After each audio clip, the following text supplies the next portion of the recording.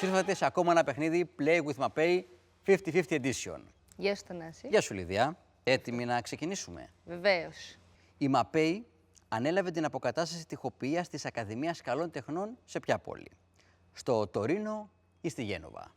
Θα πω το Τωρίνο. Σωστό. Πάμε στη δεύτερη ερώτηση.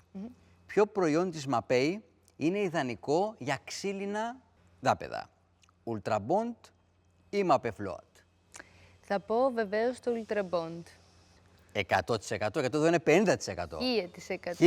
1000%. 1000% σωστή η Λιδία. Και πάμε στην τρίτη και τελευταία ερώτηση. Πότε έγινε η τελευταία έκρηξη του Βεζούβιου?